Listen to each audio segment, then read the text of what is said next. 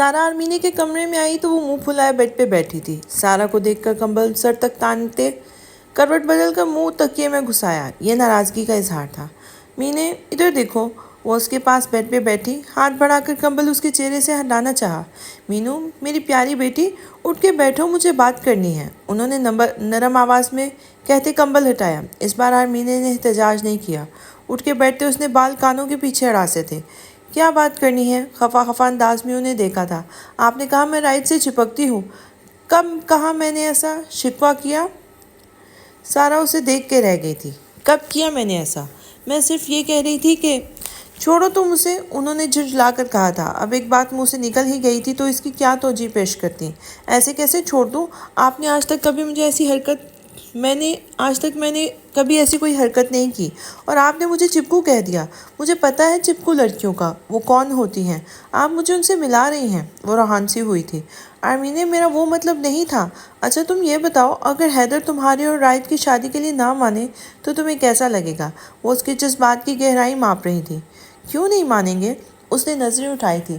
بالفرض اگر وہ نہ مانے، انہوں نے غور سے اس کا چہرہ دیکھا تھا، تو کوئی بات نہیں، ابھی نہیں مانیں گے، کچھ عرصے بعد مان جائیں گے۔ ابھی تو میرا کالج کا 1 سال رہتا ہے، آپ کی اور ڈیڈ کی جب بھی مرضی ہوگی تب بھی کر دیجیے گا شادی، کوئی جلدی نہیں ہے۔ بگڑے زاویے سے اس نے اپنا موقف بیان کیا تھا۔ اگر ابھی کرتے شادی تو تمہاری برتھ ڈے کے بعد آپ آج بھی وہی بات کرنے والی ہیں نا کہ شادی ایک ذمہ داری ہے، میاں بیوی کا بہت کلوز رشتہ ہوتا ہے۔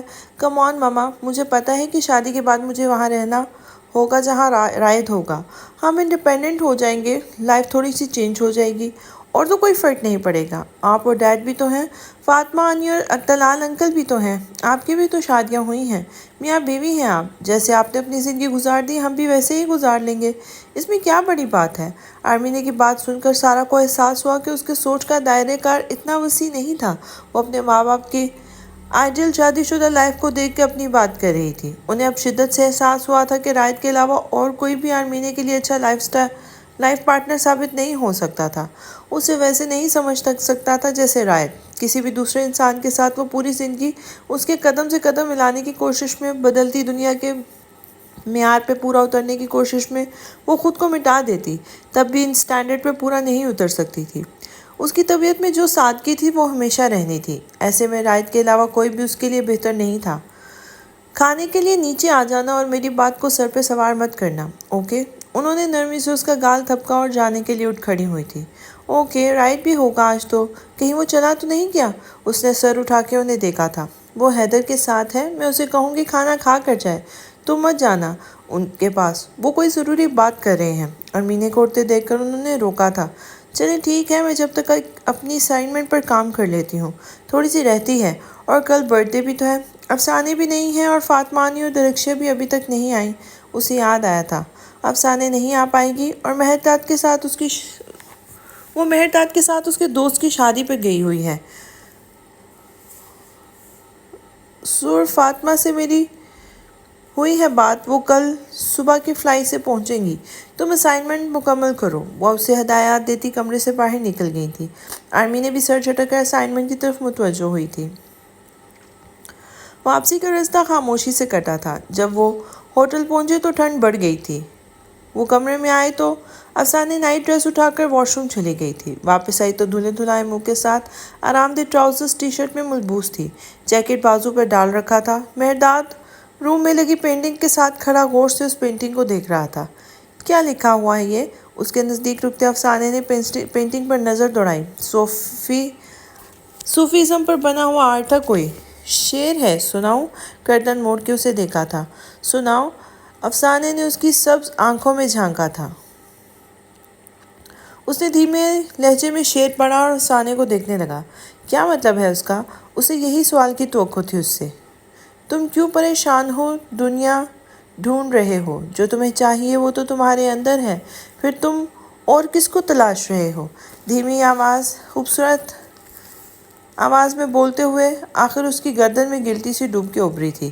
افسانے جو اسے ہی دیکھ رہی تھی، بے ساختہ اس کی نظر بھٹک کر داد کی گردن پہ گئی تھی۔ خوبصورت، وہ بے ساختہ بولی تھی۔ کون، شیر یا میں؟ وہ یقیناً اس کے یوں خود کو دیکھنے پہ محظوظ ہوا تھا۔ افسانے نے ایک دم ہڑبڑا کے نظر ہٹائی تھی۔ ظاہر ہے شیر کی بات کر رہی ہوں۔ تم اتنے عمر بڑ کان لا گلا۔ وہ جیسے اپنی چوری پکڑے جانے پر برا مان گئی تھی۔ وہ بے ساختہ ہنسا تھا۔ افسانے کی نظر پھر بھٹکی۔ یا اللہ، کیا سارے ایران کا حسن اسی ایک انسان کے پاس ہے؟ وہ سوچ کے رہ گئی تھی۔ مجھے عمر بڑ کلان سے مت ملاؤ، میری خوبصورتی کی توہین ہے یہ۔ اور یہ تم کیا مجھے نظر لگاؤ گے؟ کیا واقعی میری گردن اتنی پیاری ہے؟ منہ بنا کر بولتے ہوئے وہ آخر میں شریر ہوا تھا، اور وہ جو پوری محویت سے اس کو دیکھنے میں مگن تھی ایک دم پھر سٹ پٹا گئی تھی۔ میں تو بس دیکھ رہی تھی ہمیشہ کی طرح۔ آج بھی تم زہر ہی لگ رہے ہو۔ زہر کیا اتنا پیارا ہوتا ہے؟ دل نے پہلو میں کروٹ بدلی تھی۔ آج تو دل بھی اس مغرور شخص کا ساتھ دے رہا تھا۔ تو تم زہر کو اتنے ذوق و شوق سے کیوں دیکھ رہی ہو؟ اپنی یہ امریکن پاکستانی آنکھیں ہٹاؤ۔ تم میری گردن کی ہڈی کو نظر لگانے والی ہو۔ وہ اب آئینے کے سامنے جا کے اپنی گردن کا معائنہ کر رہا تھا۔ لگ ہی نہ جائے تمہیں نظر، وہ جل کے بولی تھی۔ میں دیکھ رہی تھی کہ تمہیں ٹھنڈ نہیں لگتی جو تم شرٹ کے بٹن کھول کے پھر رہے ہو کب سے۔ اس نے بات بنائی تھی۔ مجھے ٹھنڈ نہیں لگتی، تم اپنا خیال کرو اور میری جیکٹ واپس کرو۔ قبضہ کرنے کا ارادہ ہے کیا؟ جیکٹ اس کے بازو سے اٹھاتے وہ مڑ گیا تھا۔ بدتمیز انسان، تمہیں واپس کرنے ہی آئی تھی۔ اتنی زور سے کھینچی ہے کیوں؟ وہ اس کے پیچھے گئی تھی۔ فارینہ کچھ کہہ رہی تھی، تمہارے خیالات بتا رہی تھی لائف پارٹنر کے حوالے سے۔ فارغ کو باتوں پہ مت جانا، وہ کچھ بھی بولتی ہے۔ جیکٹ بیڈ پہ پھینکتے وہ اپنے کپڑے اٹھا کر واش روم میں گھس گیا تھا۔ افسانے کو پتا تھا وہ اس کے بارے میں بات نہیں کرے گا۔ وہ اب اس کے انداز پہچاننے لگی تھی۔ وہ نفی میں سر ہلاتے لحاف میں دبک گئی تھی۔ کمرے میں ہیٹنگ سسٹم لگا ہوا تھا اور اسے پھر بھی ٹھنڈ لگ رہی تھی۔ رائٹ 5 منٹ سے حیدر صاحب کے سامنے خاموش بیٹھا تھا۔ وہ اپنی بات کرنے کے لیے مناسب الفاظ ڈھونڈ رہا تھا۔ بالآخر اس نے گلا کھنگار کر بات کا آغاز کیا تھا۔ رائٹ 5 منٹ سے حیدر صاحب، اس دن آپ نے کہا تھا کہ میرے اور آرمینے کے تعلق میں میچورٹی نہیں ہے، اور یہ بھی کہا تھا کہ میں آج جذبات میں آ کر شادی کر لوں گا، پھر کل کو مجھے احساس ہوگا کہ غلطی کر دی۔ آپ نے کچھ اور خدشات کا بھی اظہار کیا تھا۔ اس نے وقفہ دیا تھا۔ آج میں آپ سے کہنے آیا ہوں کہ آپ کے تمام خدشات وسوسوں پر بیس کرتے ہیں۔ آپ کا دل راضی ہے لیکن دماغ اگر مگر میں اٹکا ہوا ہے۔ میں نے بہت سوچا کہ آپ کو کیا کہوں، کیسے یقین دلاؤں۔ پھر مجھے لگا کہ میں غلط پیٹرن پہ سوچ رہا ہوں۔ مجھے آپ کو یقین نہیں دلانا، میں دلا ہی نہیں سکتا۔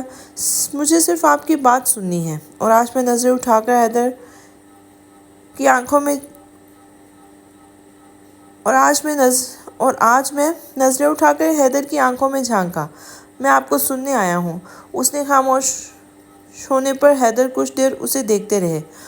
وہ اب آرام دہ ہو کر صوفے کے ساتھ ٹیک لگا کے بیٹھا تھا۔ میں نے اپنی بات اسی دن کلیئر کر دی تھی، انہوں نے سنجیدگی سے کہا تھا۔ نہیں، وہ مکمل بات نہیں تھی۔ تب آپ کو میرے ارادے کی مضبوطی چیک کرنی تھی، اور آج میں آپ کے سامنے ہوں اور آپ کو یقین آ گیا ہے کہ میں اپنے ارادے سے پیچھے نہیں ہٹوں گا۔ تو اب آپ وہ بتائیں جو آپ نے صورتحال میں سوچا ہوا ہے۔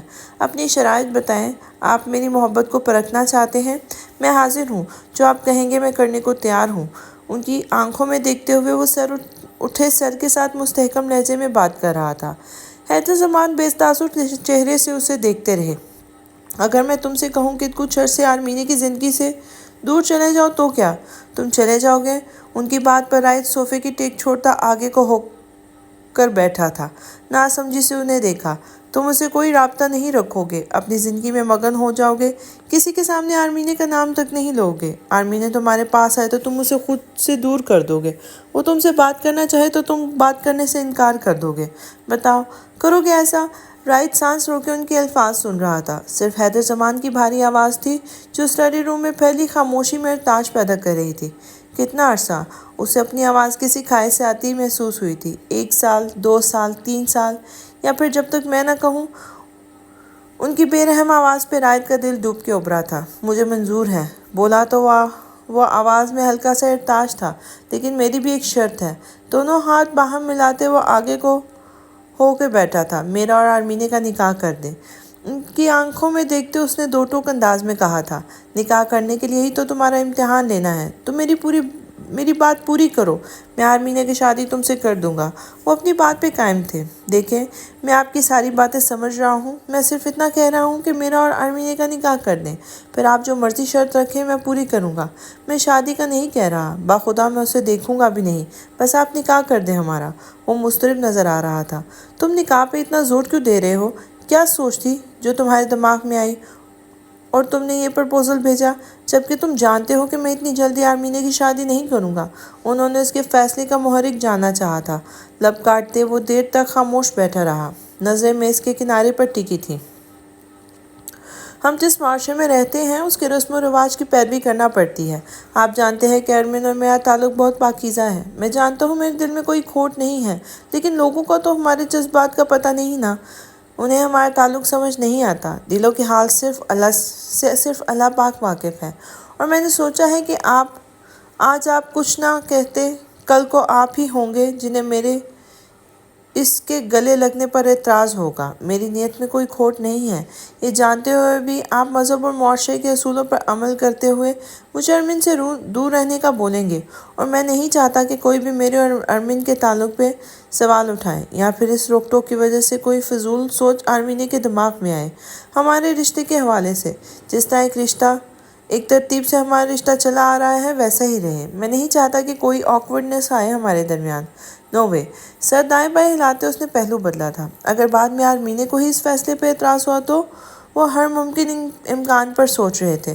نہیں ہوگا، وہ بہت سادہ ہے، اسے یہی پتہ ہے کہ رائد اس کا ہے، وہ اپنا حق سمجھتی ہے مجھ پہ۔ اگر آپ اس سے میرے مقابل دنیا کے کسی بھی آدمی کا پوچھیں وہ مجھے چنے گی، اس لیے نہیں کہ دنیا میں مجھ سے کوئی اچھا نہیں ہے، نہیں، بلکہ اس کے لیے پوری دنیا میں مجھ سے کوئی اچھا کوئی لگے گا ہی نہیں۔ آپ کو لگتا ہے کہ وہ میچور نہیں ہے؟ آپ نے کبھی اس سے پوچھا ہے کہ وہ اپنی زندگی کو کیسے دیکھتی ہے، اس کے فیوچر پلانز کیا ہے؟ نہیں نا، میں جانتا ہوں ہم ایک دوسرے کے لیے بہترین لائف پارٹنر ثابت ہوں گے۔ آپ بس نکاح کر دیں ہمارا، تاکہ مستقبل میں ہمیں کسی قسم کی باتیں نہ سننے کو ملیں۔ آئی پرومس میں کوئی لمٹ کراس نہیں کروں گا، بلکہ ابھی آپ نے کہا نا کہ میں اس سے دور ہو جاؤں کچھ عرصے، تو بس ٹھیک ہے، پہلے آپ ہمارا نکاح کر دیں، پھر مجھے آپ کی ہر شرط منظور۔ آپ بھلے سے نکاح کا اعلان نہ کریں، لیکن پلیز نکاح کر دیں۔ آخر میں اس کا لہجہ ملتجی ہوا تھا، اس کا بس نہیں چل رہا تھا کہ وہ ان کے سامنے ہاتھ جوڑ دے۔ حیدر چند لمحے خاموشی سے اسے دیکھتے رہے تھے۔ اگر نہ کروں تو؟ انہوں نے اپنی بات کا ردعمل اس کے چہرے پہ تلاشا تھا۔ کیا وہ اگریشن دکھائے گا، غصہ ہوگا، یا پھر انہیں قائل کرنے کے لیے مزید دلائل دے گا؟ اس نے بولنا چاہا، لیکن حلق میں کچھ اٹک گیا تھا، شاید وہ آنسو تھے۔ وہ صوفے سے اٹھا اور گلاس ونڈو تک گیا تھا، گہرے سانس بھرتے خود کو کمپوز کرنے کی کوشش کی۔ میری محبت آپ کو نظر نہیں آتی؟ آپ کسی کو مجھ پہ ترجیح کیسے دے سکتے ہیں آخر؟ وہ ایک جھٹکے سے ان کی طرف مڑا تھا، بے ساختہ ایک آنسو پلکوں سے ٹوٹ کے گرا تھا جسے اس نے بے دردی سے صاف کیا تھا۔ وہ اتنا جذباتی کبھی نہیں رہا تھا، لیکن اب پتہ نہیں کیا ہوا تھا، شاید دل کی تھی، اس لیے۔ آپ اچھا نہیں کر رہے۔ اب تو رو بھی لیا ہے میں نے، آنکھیں رگڑ کر صاف کی۔ میرا دل توڑ کے کیا ملے گا آپ کو؟ میں مجنوں بن جاؤں، دنیا تیاگ کر جنگلوں میں نکل جاؤں، تب یقین آئے گا آپ کو میری محبت کا؟ اس کی آواز جس بات سے بلند ہوئی تھی۔ آپ مستقبل کا سوچ کے پریشان ہیں، آپ کو میرا حال نظر نہیں آ رہا؟ آپ کو لگتا ہے میں آپ کو اجازت دوں گا کہ آپ میری آرمینہ کو کسی اور کو سونپ دیں؟ میری زندگی میں تو ایسا نہیں ہوگا، کم از کم۔ میں بھی دیکھتا ہوں کیسے آپ شادی کرتے ہیں اور کسی اور سے۔ اس کے لہجے میں بغاوت تھی۔ حیدر زمان پرسکون انداز میں اسے بھڑکتے ہوئے دیکھ رہے تھے۔ آخر میں آپ کو آرمینہ کے قابل کیوں نہیں لگتا؟ کیوں آپ مجھے اس کے لیے کنسیڈر نہیں کر رہے؟ اس کا لہجہ شکایتی ہوا تھا۔ مان تو رہا ہوں آپ کی شرط، نہیں ملوں گا آرمن سے، پھر کیا ایشو ہے؟ اتنا بھی برا نہیں ہوں۔ آپ کو کیا لگتا ہے میں بیچ راہ میں چھوڑ دینے والوں میں سے ہوں؟ اور وہ ابھی بول رہا تھا جب حیدر صاحب نے اس کی بات کاٹی تھی۔ پرسوں تمہارا اور آرمینہ کا نکاح ہے، اس کے بعد شرائط لاگو ہوں گی تم پر۔ حیدر زمان چیئر سے کھڑے ہوئے ایک نظر رائد کے حیران و پریشان چہرے کو دیکھا اور مسکراہٹ دباتے کمرے سے باہر نکل گئے تھے۔ رائد کچھ دیر وہیں کھڑا انہیں جاتے ہوئے دیکھتا رہا۔ کیا انہوں نے کہا پرسوں؟ کل کیوں نہیں؟ اس نے بے ساختہ سوچا تھا، اور پھر فوراً ہی خود کو ملامت کی۔ مان گئے تھے، بہت بڑی بات تھی، پرسوں، فائنلی۔ لب آپ مسکرائے تھے، وہ سیٹی بجانے کی طرح ہونٹوں کو گول کرتا टेबल पर रखे ग्लोब को जोर से घुमाकर स्टडी रूम से बाहर निकला था। मेहरदाद कपड़े तब्दील करके ब्लैक ट्राउज़र और शर्ट में मलबूस कमरे में आया तो अफसाने सोने के लिए लेट चुकी थी। बालों में हाथ फेरते उसने अफसाने के लिहाफ में गुम वजूद को देखा था। लब शरारती अंदाज में मुस्कुराए। दबे कदमों से अफसाने के मुखालिफ सिमत बेड की तरफ बढ़ा और जंप लगाने वाले अंदाज में धम से बिस्तर पे गिरा। अफसाने जो नीम गनूद में थी हल्की सी चीख मारती उठ के बैठी थी। दिल पे हाथ रखे इधर उधर देखा, कुछ भी तो गैर मामूली नहीं था। फिर क्या हुआ था? उसने गर्दन मोड़ के मेहरदाद को देखा। वो कहने के बल बाएं करवट लेटा लब भींचकर मुस्कुराहट रोके उसे देख रहा था। तुम जंगली इंसान। अफसाने को समझ आ गई कि यही उसी की हरकत थी। वो दांत पीस कर उसकी तरफ बढ़ी थी। क्या हो गया है? कोई अपने जैसा ख्वाब देख लिया है क्या? हटो पीछे, वो मसनूई गुस्से से कह रहा था जबकि होंठों के गोशों पर शरारती मुस्कुराहट दबी हुई थी। तुम्हें पता है ना मैं सो रही थी, फिर भी तुम इधर आओ ना ज़रा तुम। वो पूरी कोशिश कर रही थी किसी तरह मेहरदाद के बाल उसके हाथ आ जाए, लेकिन वो भी पूरी कोशिश करके उसके बाजू कुलाइयों से जकड़े उसे अपने बालों की पहुंच से दूर रखे हुए थे। देखो ये कोई तरीका नहीं है, तुम बालों पर क्यों अटैक करती हो? मैं बेड पे कूदा था ना, तो तुम भी जितना मर्जी कूद लो। वो मुसलसल उसे खुद से दूर रख रहा था। मुस्कुराहट अभी भी वाज़िह तौर पर उसके चेहरे पे बिखरी हुई थी। तुम हंस रहे हो? उसने बेयकीनी से उसकी मुस्कुराहट देखी थी। नहीं तो देखो, मेरा तो मुंह भी सीधा है। उसने फ़ौरन संजीदा शक्ल बनाई थी, लेकिन आंखों की जगमगाहट वाज़िह थी। तुम? अफसाने ने उसके बाल पकड़ने की कोशिश तर्क करके उसके पेट में गुदगुदी की। वह बेसाख्ता कहकहा लगा के हंसा था। अफसाने मत करो, अफसाने यार। वो मुसलसल हंसते उसके दोनों हाथ पकड़ने की कोशिश कर रहा था, लेकिन वो मौका नहीं दे रही थी। नहीं, तुम खुल के हंसो ना। अफसाने ने दांत पीसे थे। मेहरदाद ने आखिर उसके दोनों हाथ काबू कर ही लिए थे। बादशाह, आई एम सॉरी, मुस्कुराते हुए कहा था। उसे कलाइयों से जकड़े बेड से लगाए वो उस पर झुका हुआ था। तुम अभी भी हंस रहे हो? तुम्हें कोई सॉरी नहीं हो। आंखें छोटी करके उसे देखते अपनी कलाइयाँ उसकी गिरफ्त से आज़ाद करवानी चाहिए थी। अच्छा नहीं हंसता? तुम पूछो तो सही, क्यों जगाया तुम्हें? जगर जगर करती आंखों से उसके चेहरे को देखते बाजुओं पर गिरफ्त हल्की की थी। क्यों? उसकी सब्ज आंखों में देखते उसने मुंह बनाकर सवाल किया था। मुझे नींद नहीं आ रही थी, मुझसे बातें करो थोड़ी देर। मासूम शक्ल बनाकर दरख्वास्त की थी। अपनी नींद का कोई और इलाज करो, मुझे कोई इंटरेस्ट नहीं है तुम्हारी बातें सुनने में। अब हटो। हॉर्न सकेड़ कर कहते उससे आंखों से अपने ऊपर से हटने का इशारा किया था। क्या हो जाएगा अगर थोड़ी देर जाग लो मेरी खातिर? मैं भी तो तुम्हारी खातिर शादी छोड़ कर आया हूँ। कितना अच्छा प्रोग्राम था। तुम्हें पता है वहाँ अभी तक नाच गाना हो रहा होगा? पता है मुझे। उसकी बात काटते वो बेजारी से बोली थी। अच्छा ठीक है, बातें करते हैं, तुम हटो तो सही पहले। कुछ सोचकर वो मान गई थी। ये हुई ना बात। तुम कितनी अच्छी हो, मेरी हर बात मानती हो। उसके दोनों गाल खींचकर वो उठ गया था। हार मानकर अपने बाल ठीक किए थे, लबों पर मुस्कुराहट थी। तकिया उठाकर गोद में रखा था। अफसाने ने हैरत से दोनों हाथ अपने रुखसार पे रखे थे। यह मेहरदाद को क्या हो गया था? शादी दोस्त की थी और खुशी उसे चढ़ी हुई थी। कहो क्या बात करनी है? उसने उठकर बैठते लिहाफ खींचकर टांगों पर फैलाया, तकिया गोद में रखा और उसकी तरफ देखा था। तुम आज मुझे बहुत प्यारी लग रही हो। कान खुजा के उसने आंखें दो बार छपक के देखा था। क्या मतलब है तुम्हारा इस बात से? आंखें छोटी करके बगौर उसे देखते वो थोड़ा सा पीछे हटी। मतलब तुम खूबसूरत तो हो, लेकिन आज कुछ ज़्यादा लग रही हो। क्यूट वाला खूबसूरत। गोद में रखा तकिया दोनों बाजुओं में भींचते उसने लब दांतों तले दबाया था। तुमने नशा तो नहीं किया ना? क्या आज शादी की तकरीब में सॉफ्ट ड्रिंक के अलावा भी कुछ सर्व हुआ था? देखो अगर ये बात है तो। वो दोनों हाथ हवा में उठाए रुक रुक के बोल रही थी। मैंने तुम्हारी तारीफ कर दी तो तुमने मुझे नशेई का खिताब दे दिया। मेहरदाद ने जल के उसे देखा था। लेकिन कोई बात नहीं, आज मेरा मूड बहुत अच्छा है, इसलिए कोई लड़ाई नहीं। फारीना ने तुम्हारे लाइफ पार्टनर के हवाले से ख्यालात के बारे में बताया मुझे, और जो जो खूबियाँ उसने बताई मुझ में तो उनमें से एक भी नहीं है। तो बताओ मुझसे शादी का क्या मकसद है फिर? अगर वो बातें करने का कह रहा था तो क्यों ना वो भी अपने जहन में उठते सवाल उससे पूछ ही ले। वो लोग तंग करते थे सवाल पूछ पूछ कर, तो मैंने ऐसी ही कहानी बनाकर सुना दी। इन बातों में कोई सच्चाई नहीं थी। उसने लापरवाही से कंधे उचकाए थे। जब से तुम भी कुछ पूछो कह देते हो कि ये तो मैंने ऐसे ही बोल दिया। जब भी तुमसे कुछ पूछो कह देते हो कि ये मैंने ऐसे ही बोल दिया। आखिर इतने झूठ क्यों बोलते हो तुम? نفی میں سر ہلاتے اس نے افسوس کیا تھا۔ جھوٹ نہیں بولتا، تھوڑا بہت سچ چھپا لیتا ہوں بس، اس نے صفائی دی تھی۔ واہ کیا بات ہے، اور اس میں فرق کیا ہے؟ بہت فرق ہے، تمہیں کچھ سمجھ نہیں آئے گا۔ ہاتھ بڑھا کر اس کی ناک کو چھونا چاہا، لیکن افسانے کے گھڑنے پر ہاتھ واپس کرتے منہ بنایا تھا۔ اوکے، اور مجھ سے شادی کیوں کی؟ وہ اصل بات کی طرف آئی تھی۔ تم سے شادی اس لیے کی کیونکہ اس نے وقفہ دیا۔ تم نے میرے بارے میں غلط سلط باتیں کی تھی اور مجھے غصہ آ گیا تھا۔ تمام دوران افسانے اس کی آنکھوں میں دیکھ رہی تھی۔ وہ شرط لگا سکتی تھی کہ وہ بات بدل گیا تھا۔ کچھ اور کہتے کہتے رکا تھا وہ۔ جھوٹ، اس نے سر دائیں بائیں ہلایا تھا۔ تم نے اس دن خود ایڈمٹ کیا تھا کہ تم جانتے تھے کہ حلیمہ نے وہ ساری باتیں پلان کی تھی مجھ پہ۔ اب تم پھر سے وہی راگ الاپ رہے ہو۔ تکیہ اٹھا کے اس کے سر پہ مارا تھا۔ تم ہاتھوں سے بات کیوں کرتی ہو آخر؟ جیسے بھی شادی ہوئی ہو، آخر شوہر ہو تمہارا، تھوڑی تو عزت کیا کرو۔ اس نے شرم دلانی چاہی تھی۔ میرا بس چلے وہ ٹیبل لیمپ اٹھا کے مار دوں تمہارے سر پہ۔ اب سو جاؤ، ہو گئی باتیں۔ تکیہ سر تلے رکھتے سیدھے ہو کر لیٹتے، ایک بازو آنکھوں پہ رکھتے بیزاری سے کہا تھا۔ مہرداد کچھ دیر خاموشی سے بیٹھا رہا، ایک نظر اپنے کمبل کو دیکھا، پھر افسانے کے کمبل کو۔ افسانے سنو تو، وہ تھوڑا سا قریب کھسکا تھا۔ بولو، نیند بھرے آواز لحاف کے اندر سے برآمد ہوئی تھی۔ وہ میں کہہ رہا تھا آج ٹھنڈ کچھ زیادہ نہیں ہے۔ سر کھجاتے آواز میں مسکینیت طاری کی تھی۔ تو میں کیا کروں؟ افسانے نے دونوں ہاتھ سے لحاف مضبوطی سے پکڑ کر سر تک تانتے کروٹ لی تھی۔ دیکھو تمہیں بخار تھا اور تمہیں ٹھنڈ لگ رہی تھی نا،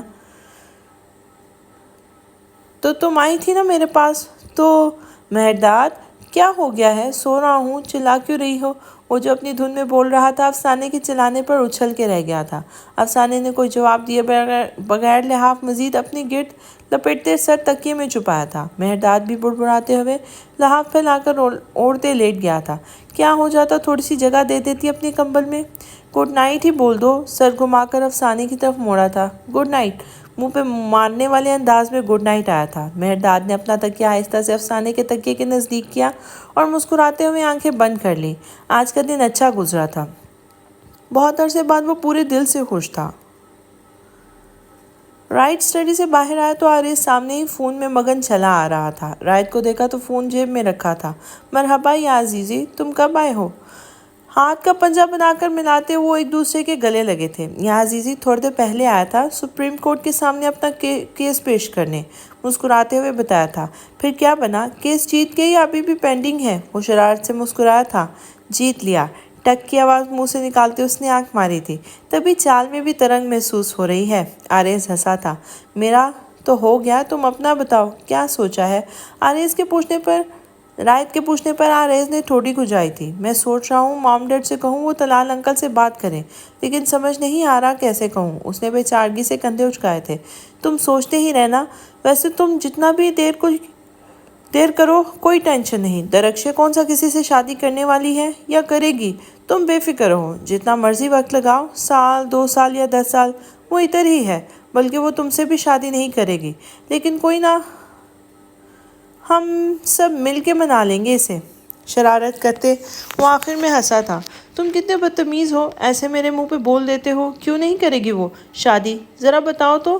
آریز نے بھویں سکیڑ کے اسے دیکھا تھا۔ وہ تمہیں پتہ چل جائے گا جب تم شادی کی بات کرو گے، لیکن میں تمہیں جانتا ہوں اور تمہارے درخشے کے لیے محبت کو بھی۔ محبت تو پتھر کو بھی موم کر سکتی ہے، درخشے تو پھر۔ اس نے 2 پل کو سوچا تھا۔ پتھر نہیں ہے تو پتھر سے کم بھی نہیں ہے، لیکن تمہاری محبت بے لوث ہے، مجھے تم پہ یقین ہے، تم اسے اپنے لیے موم کر لو گے۔ اس کا کندھا تھپک کے وہ آگے بڑھ گیا تھا۔ کچھ بھی بولتا ہے۔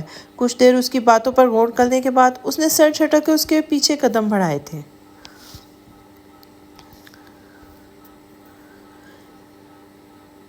شب بستر سے واپسی پہ وہ راستے میں ایک اسٹیشن پر پیٹرول فل کروانے کے لیے رکے تو وہاں پر مہرداد کو اپنا ایک جاننے والا نظر آیا تھا۔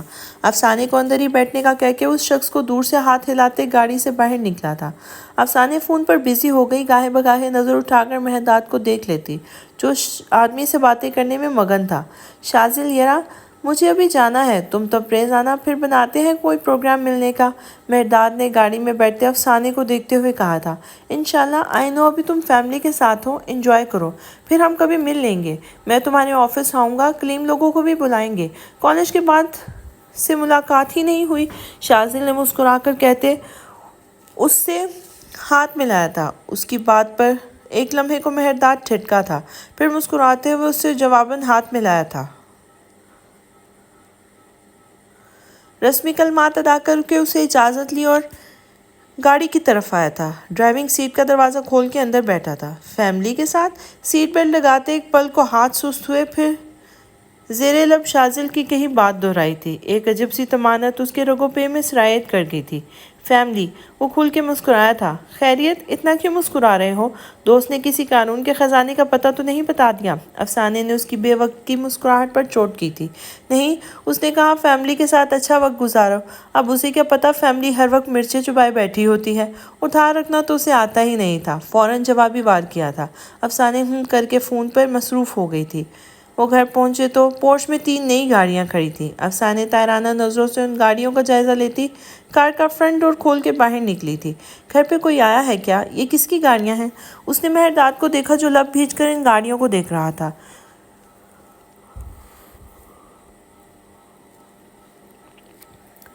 میری بات سنو، وہ اس کی طرف آیا تھا۔ مجھے اس وقت بہت ضروری کام سے جانا ہے۔ اگر مجھے پتا ہوتا یہ لوگ آئے ہوئے ہیں تو میں تمہیں ایسے چھوڑ کر کبھی نہ جاتا۔ اس نے افسانے کے ہاتھ تھاما تھا۔ تم یہاں سے سیدھا اپنے کمرے میں جاؤ گے؟ شام تک میں آ جاؤں گا۔ فکر کی کوئی بات نہیں ہے۔ ایسے سمجھو کہ صوفیہ خاتون کی طرح تیز زبان ہیں یہ لوگ۔ تم نے بس کسی سے کوئی بات نہیں کرنی۔ کسی چیز کی ضرورت ہو ملازمہ کو بلا لینا، لیکن تم اندر موجود لوگوں سے مخاطب مت ہونا۔ ان کے کسی فالتو سوال کا جواب مت دینا، اوکے؟ سنجیدگی سے کہتے اس کی آنکھوں میں دیکھ کے یقین دہانی چاہیے تھی۔ تم پہلے تو میرا ہاتھ چھوڑو میرے، کل سے کچھ زیادہ ہی چپکو ہو رہے ہو تم۔ دوسرا، مجھے کیا ضرورت ہے کسی سے بھی کوئی بات کرنے کی؟ جو بھی وہ لوگ جنہیں میں جانتی بھی نہیں، اس لیے مجھے کوئی انسٹرکشنز مت دو۔ جا کے اپنا کام کرو۔ اپنے ہاتھ سے چھڑاتے اس نے اندر کی جانب قدم بڑھائے تھے۔ اسے مہرداد کے تیور آج کل بدلے بدلے سے لگ رہے تھے۔ وہ پورا رستہ اسے نرم نگاہوں سے دیکھتے مسکراتا رہا تھا۔ افسانے کی جب بھی نظر پڑی مہرداد کو اپنی طرف دیکھتے پایا۔ ذرا سا سیدھے منہ بات کیا کر لی؟ وہ تو کمبل ہی ہو گیا ہے۔ افسانے اس کی نگاہوں سے نہ چاہتے ہوئے پزل ہو جاتی تھی۔ چپکو؟ سیریسلی؟ کہاں سے لاتی ہو تم ایسے ذخیرہ الفاظ؟ سر دائیں بائیں ہلاتے اس پر افسوس کیا تھا۔ جو کہا ہے اس پر عمل کر لینا، بڑی مہربانی ہوگی۔ وہ واپس گاڑی میں بیٹھتا ہوا زن سے گاڑی نکال کے لے گیا تھا۔ آریز بیٹا، کہاں جا رہے ہو؟ آریز کی پرش کوشش تھی کہ وہ ڈرائنگ روم میں مہمانوں کے ساتھ بیٹھی سارا کی نظروں سے بچ کے جا سکے، لیکن سارا نے اسے دیکھ لیا اور وہ اس کی طرف چلی آئی تھی۔ جی ماما، ایک بہت ضروری کام ہے، میں شام تک پکا آ جاؤں گا۔ یقین دلانے والے انداز میں اس نے دونوں ہاتھ ہوا میں اٹھائے تھے۔ مجھے پتا ہے تم کیوں بھاگ رہے ہو۔ چلو شاباش، مہمانوں سے ملو۔ کیا کہیں گے وہ؟ تم سامنے سے گزر کے جا رہے ہو سلام کیے بغیر؟ چلو آؤ میرے ساتھ۔ وہ گھوری سے نوازتی ہوئی ڈرائنگ روم کی طرف بڑھ گئی تھی۔ مرتا کیا نہ کرتا کہ مستحق اس نے ان کی پیروی کی تھی۔ ڈرائنگ روم میں سارا کی کچھ دوست خواتین بیٹھی تھی، لیکن مسئلہ اسے خواتین سے نہیں تھا، مسئلہ ان آنٹیوں کی بیٹیاں تھیں جو بہت پرشوق نظروں سے اسے دیکھ رہی تھیں۔ اب یقیناً مروت نبھانے کے لیے ان سے باتیں بھی کرنی پڑتی۔ سوچ کر ہی کوفت ہوئی تھی۔ وہ اندر داخل ہوا تو وہاں موجود تینوں خواتین کی نظریں اس پر جم گئی تھیں۔ اس نے بآواز بلند سب کو سلام کیا تھا۔ بیٹھنے کی زحمت کے بغیر ان سے حال چال پوچھتے وہ جلد از جلد وہاں سے جانا چاہ رہا تھا۔ اوکے ماما، میں چلتا ہوں، بہت ضروری پہنچنا ہے۔ معذرت خواہانہ نظروں سے ان خاتون کو دیکھتے اس نے سارا سے اجازت چاہی تھی۔ بیٹا، آج کے دن تو مت جاؤ آفس۔ ایسا بھی کیا ضروری کام ہے؟ ارمینیہ کو کچھ چیزیں لینی ہیں، وہ مال جا رہی ہے۔ تم ایسے کرو، اس کے ساتھ چلے جاؤ۔ سارا کے بات پر اس نے سر پہ ہاتھ پھیرا تھا۔ ڈرائیور کہاں گیا ہے؟ وہ لے جاتا ہے۔ میں ضرور جاتا اگر بہت ضروری کام نہ ہوتا۔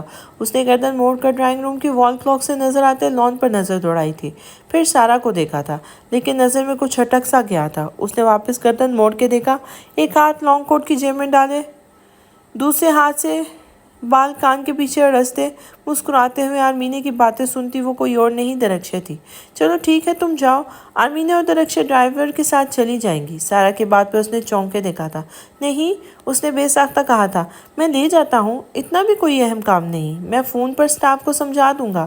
جلدی جلدی بولتے اس نے نامحسوس طریقے سے اپنے بال ٹھیک کیے، شرٹ کی نادیدہ شکنیں دور کی تھی۔ نہیں، اگر تم مصروف ہو تو رہنے دو۔ سارا نے مسکراہٹ دبائی تھی۔ نہیں، مصروفیت کا کیا ہے، یہ تو کبھی ختم نہیں ہوتی۔ ابھی لے کر جانا ہے؟ اس نے کنکھیوں سے لان کی طرف دیکھا تھا۔ جی ہاں، اب بھی لے کر جانا ہے۔ ٹھیک ہے، تم جاؤ۔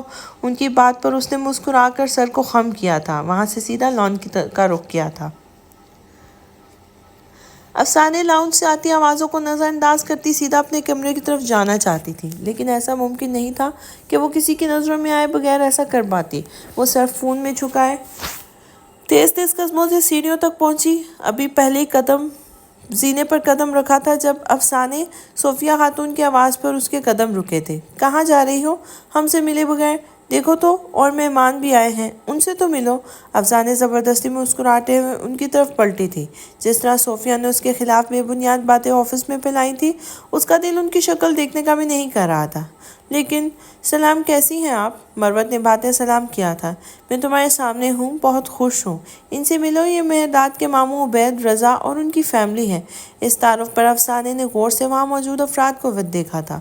وہ 7 لوگ تھے: عبید رضا، ان کی بیگم اور 5 بچے، جن میں سے 2 لڑکیاں اور 3 لڑکے تھے۔ عبید رضا میں اپنے والد رضا پہلو کی شباہت تھی، وہی کرخت چہرہ، لیکن رضا پہلوی کے چہرے پر پھر بھی نرمی نظر آ جاتی تھی۔ لیکن عبید رضا جس طرح چپتی ہوئی نظروں سے اسے دیکھ رہے تھے، افسانے کو سمجھ آ گئی تھی کیوں مہرداد نے ان لوگوں سے ملنے سے منع کیا تھا۔ تو تم ہو وہ لڑکی جس سے مہرداد نے شادی کی ہے؟ عبید رضا کی بیوی نے نخوت سے ناک سکیڑ کر ہنکارا بھرا تھا۔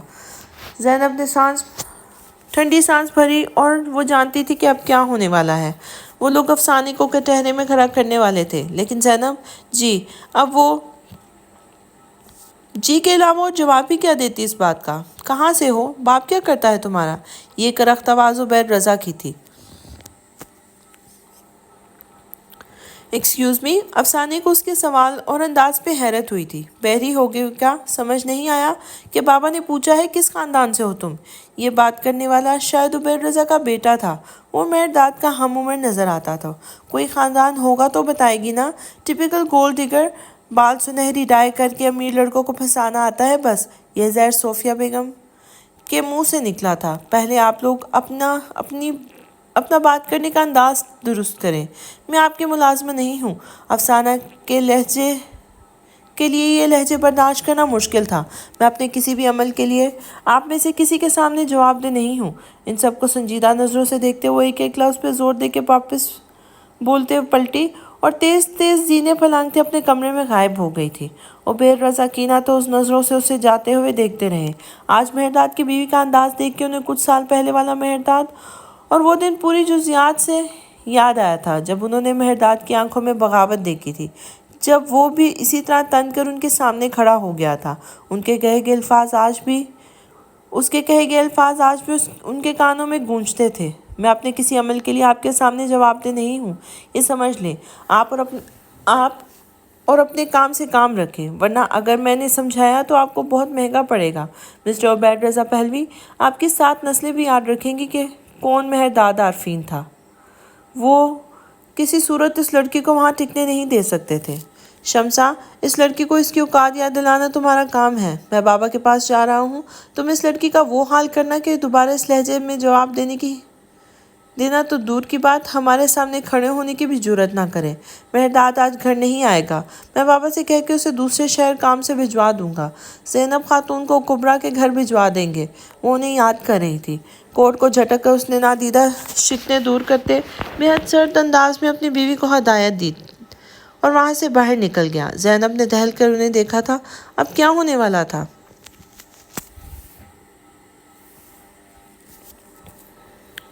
افسانے اپنے کمرے میں آئی تو عجیب سی بے چینی تھی۔ تھوڑی دیر کمرے میں ٹہلتی فون اٹھایا کہ گھر کال کرے، لیکن کسی سے بھی بات کرنے کا دل نہیں کر رہا تھا۔ اکتا کر فون میز پہ پٹکا اور کمبل تان کے سو گئی۔ تھوڑی دیر کروٹیں بدلنے کے بعد نیند آ ہی گئی تھی۔ دوبارہ جب اس کی آنکھ کھلی تو شام ہو رہی تھی یا رات، اسے اندازہ کرنا مشکل ہو گیا۔ منہ دھو کر فریش ہو کر آئی تو خیال آیا کہ آج تو ارمینے کا برتھ ڈے تھا۔ اس نے وقت دیکھا، رات کے 8 بج رہے تھے۔ تقریباً 7 گھنٹے کا فرق تو تھا ایران اور نیو یارک کے ٹائم میں۔ اس کا مطلب ادھر ابھی برتھ ڈے پارٹی شروع نہیں ہوئی ہوگی۔ اس نے فون اٹھا کر آریز کا نمبر ملایا تھا۔ आरेज आर्मीनी और दरक्षी को मॉल से लेकर वापस आया तो उसी वक्त रायत की कॉल आ गई थी। वो उन्हें घर ड्रॉप करके वहीं से रायत को मिलने चला गया था। घंटे बाद जब वो वापस आया तो सब लिविंग रूम में बैठे थे और रात को होने वाली बर्थडे फंक्शन के हवाले से बात हो रही थी। आरेज भी उनके साथ बैठ गया था। तलाल और हैदर आर्मीनी से उसके बर्थडे गिफ्ट्स के बारे में कोई बहस करते हुए उसे तंग कर रहे थे। अब वो 18 साल की हो गई थी तो उसे गिफ्ट्स नहीं चाहिए थे। इस बात पर आर्मीनी सारा और फातिमा के सामने गिले कर रही थी। डैड और तलाल अंकल उसे पैसे बचाने के चक्करों में हैं, वरना मीनू बेचारी तो को छोटा सा गिफ्ट देकर वो गरीब तो नहीं हो जाएंगे। आरेज ने उनकी बातें सुनते इधर उधर नजरें दौड़ाकर दरक्षे को तलाशा था। लिविंग रूम से बाहर राहदारी का मंजर देखते विंडो में उसे दरक्षे की झलक दिख रही थी। शायद इसी वक्त वो पलटी और उसका चेहरा नजर आया था। वो फोन पे बात कर रही थी। आरेज की निगाह उस पर पड़ी और वो नज़र नहीं हटा सका। हमेशा की तरह वो उसके वजूद से बेखबर थी। हमेशा की तरह आरेज को ऐसे ही उसे देखना नहीं चाहिए था। उसे देख लेने के बाद वो कहीं और देखने के काबिल नहीं रहा था। वो उसके सामने थी तो उसे कहीं और तवज्जो दे पाना नामुमकिन था। वो यकटक उसे देखता रहा, हर चीज से बेखबर होके दीवानावार। वो किसी बात पे हंसी थी और निचला होंठ दांतों तले दबाया था। आरेज की निगाहें भटकी थी। अब वो बात करते हुए आदतन आंख के किनारे पे अंगूठा फेरते हुए होंठ सुकेट कर फ़ोन की दूसरी तरफ बात सुन रही थी। आरेज की नज़रें उसकी आंखों पर गई थी। स्याह आंखों में ब्राउन झलक नज़र आ रही थी, रोशन चमकदार आंखें। अब वो गर्दन पीछे फेंक कर किसी बात पे हंस रही थी। उसकी निगाह भटक कर उसकी शफाफ गर्दन पे पड़ी थी। वो बोल रही थी और उसके होंठों की हरकत के साथ आरेज की नज़रें बंधी हुई थी। इर्द गिर्द से बेखबर वो उसका नक्श नक्श खोजता बेखुद हो रहा था। ऐसा बहुत कम होता था। वो हमेशा कोशिश करता था कि दरक्षे को नज़र भटके मत देख के। वो इस तरह से महफिल ये पहली बार हुआ था उसके साथ। वो गैर इरादी तौर पर इर्द गिर्द से बेखबर हुआ था। वो उसके लिए ख्वाब थी। वो ख्वाब जो वो बहुत शौक से हर रोज़ देखता था। वो चांद थी जो पहुंच से बहुत दूर था। दरक्षम बेआवाज़ उसका नाम उसके होंठों से अदा हुआ था। आर्मीने ने उठकर उसका कंधा हिलाया था। वो जैसे चौंक कर गहरी नींद से बाहर आया था। पलकें झपक कर आंखों की नमी दूर करनी चाहिए थी। हैदर, सारा, फातिमा और तलाल सब उसे ही देख रहे थे। आरेज को बहुत आकवर्ड में महसूस हुआ था। वो सब क्या सोच रहे होंगे।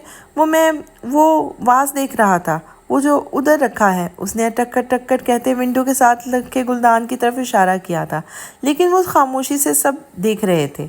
आरेज को कुछ समझ नहीं आ रही थी कि वो क्या कहे। उसी वक्त उसका फ़ोन बजा। अफसाने का नंबर था। उसने शुक्र का कलमा पढ़ते कॉल ऑन की थी। सही वक्त पे कॉल आई थी। उसने फ़ोन को स्पीकर ऑन कर दिया था। थोड़ी देर उन सब की अफसाने से बात करवाने के बाद वो माजरत करता वहाँ से चला गया था। मीनू बेटा तुम जाओ, दरक्षे को देखो कहाँ है। हैदर साहब ने आर्मीनी को बाहर भेजा था। उसके बाहर जाने के बाद तलाल और फातिमा की तरफ मुतवज्जो हुए थे। यार तलाल, एक बात करनी थी तुमसे। समझ नहीं आ रही कैसे कहूँ।